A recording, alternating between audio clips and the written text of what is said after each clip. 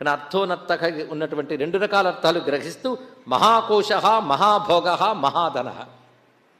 ఇది వింటూ ఉంటే కోశం ఎంత బాగుందండి. కోశం అంటే అర్థం ఏంటి? ధనాగారం.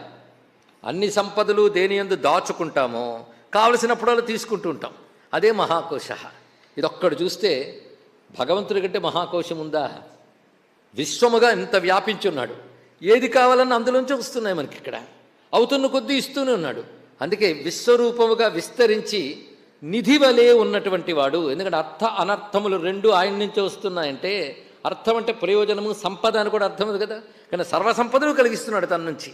పైగా మనం పట్టించుకోని వాటిని కూడా పట్టించుకుంటాడు పరమాత్మ. నీ క్రిమికీటకాలు నువ్వు పట్టించుకో, ఆయన పట్టించుకుంటాడు. అందరికీ ఆయనే పరమేశ్వరుడు కదా.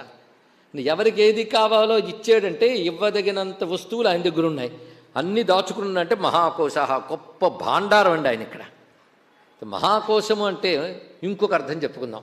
మన శరీరంలో కోశాలు ఉన్నాయి, చాలామందికి తెలుసు కదా. కోశాలన్నీ కలిస్తేనే శరీరం. ఎన్ని కోశాలు ఉన్నాయి? 5.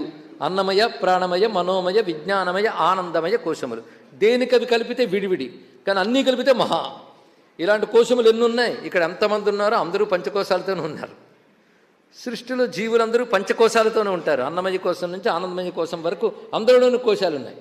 ఈ కోశాలంతటా వ్యాపించిపోయి ఉన్న పరమాత్మే పంచకోశాంతర స్థిత అని చెప్పినట్లుగా వాణ్ణి మహాకోశ అన్నారు. ఇది అర్థం.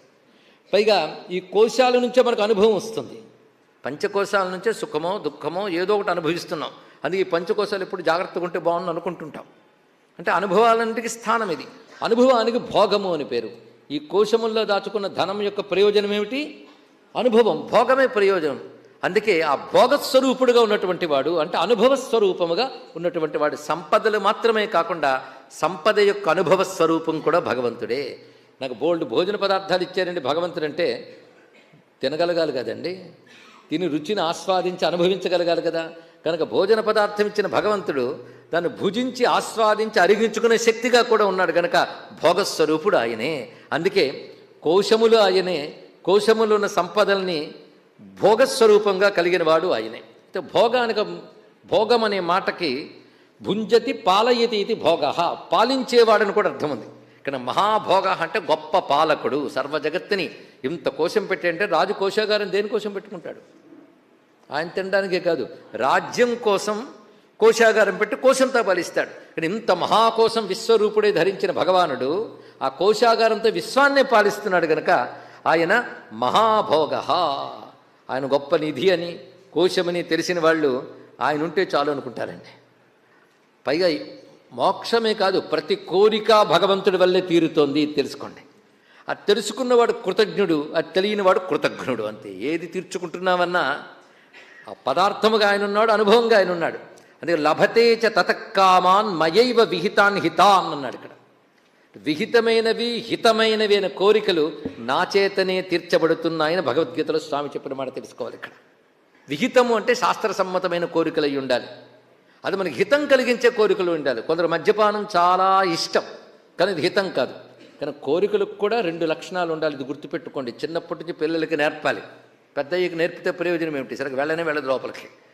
హితము విహితము, ప్రతి కోరికకి 2 లక్షణములు ఉండాలి. ఇది నీకు పరిణామంలో హితం కలిగించాలి. తత్కాలంగా సుఖమర్పించిన పరిణామాలు నీకు ప్రమాదకరం కాకూడదు, అది హితం. రెండవది శాస్త్రసమ్మతమై ఉండాలి. ఇది చాలా ప్రధానం. ధర్మసమ్మతమైనవి అయి ఉండాలి. ఇలాంటి కోరికల్ని నేనే తీరుస్తున్నాను అన్నాడు. అంటే అధర్మ కోరికలు ఆయన తీర్చడా? అంటే అధర్మ ప్రకృతి ఉన్నవాడికి వాడి లక్షణం బట్టి భగవంతుడి వల్లే తీరుతున్నట్టు కనబడ్డా, శాస్త్రసమ్మతమైనవి హితమైనవి భగవంతుడి వల్లే తీరుతాయని స్పృహ జ్ఞానికి ఉంటుంది, ధార్మికుడికి ఉంటుంది. అలాంటి భగవానుడు కోశం గనకనే, నిధి గనకనే నిధి చాలా సుఖమా, రాముని సన్నిధి సేవ సుఖమా అన్నారు. ఇక్కడ మహాధన, గొప్ప ధనమతడు అన్నాడు. ఇక్కడ ఇంతవరకు పేర్లు జాగ్రత్తగా చూడండి. మహాకోశ, మహాభోగ, మహాధన. కోశాగారము ఆయనే. కోశాగారం నుంచి మనకు కావలసిన భోగాలు ఇస్తున్నాడు ఆయన. భోగములకు కావలసిన ధనములన్నీ తనలో దాచుకున్నాడు. కనుక గొప్ప ధనము భగవంతుడే తెలుసుకోండి. ఎందుకు తెలివైన వాడు అసలు ధనం ఆయన దగ్గర పెట్టుకుంటాడు. ఆయన తర్వాత చూసుకుందామని మిగిలిన ధనాలు పోగు చేసుకుంటారు మిగిలిన వాళ్ళు. కానీ తెలివైన వాళ్ళు ఆయనే ధనం అని పెట్టుకుంటారు. సృష్టిలో అగ్ని, పంచభూతములు ఇవన్నీ మీరు భగవంతుడే అంటూ ఉంటే ధనమగ్ని, ధనం వాయుర్, ధనం సూర్యో, ధనం వసు అని వేదంలో అగ్నియే ధనము, వాయువే ధనము, పంచభూతములు ధనములు అని ఊరికనే వేద ఋషులు అన్నాను కదా. అవునా కదా మీరే చెప్పండి. మీకు కావాల్సిన డబ్బు ఇస్తా, నీరు ఇవ్వమంటే ఒప్పుకుంటారండి ఎవడైనా? అంటే నీరు, వాయువు, ఈ ధనములు ఎవడే ఏర్పరిచాడు జగత్తులో? ఇది ఆలోచిస్తే ఎంత అమర్చేవయ్యా అని దండం పెట్టడానికే మనకు ఆయువు సరిపోదు, భగవానుడికి తెలుసుకోండి ఇక్కడ. అందుకే అటువంటి ధనములుగా ఉన్నవాడు కనుక మహాధన, ఇది ఒక ప్రధానార్థం, చూస్తూ ఉంటే తెలుస్తుంది. కానీ భక్తులకు మాత్రము మహాకోశము ఆయనే, మహాధనము ఆయనే, మహా అర్థము ఆయనే. అర్థము ఆయనే, కోశము ఆయనే, భోగముగా ఆయనే, ధనము ఆయనే. మరి అనర్థాన్ని ఎందుకు చెప్పారు? భక్తుల గురించి వైపు నుంచి ఆలోచిద్దాం. అంటే వాళ్ళకి భగవంతుడే అర్థము కదా, మిగిలిన జగత్తు వాళ్ళకి అవసరం లేదు, కానీ అది కూడా భగవత్ స్వరూపుని స్పృహ ఉంటుంది కనుక అనర్థ కూడా భగవంతుడే అని విషయాన్ని ఇందులో చూపిస్తున్న. అర్థోనర్థో మహాకోశో మహాభోగో మహాధన.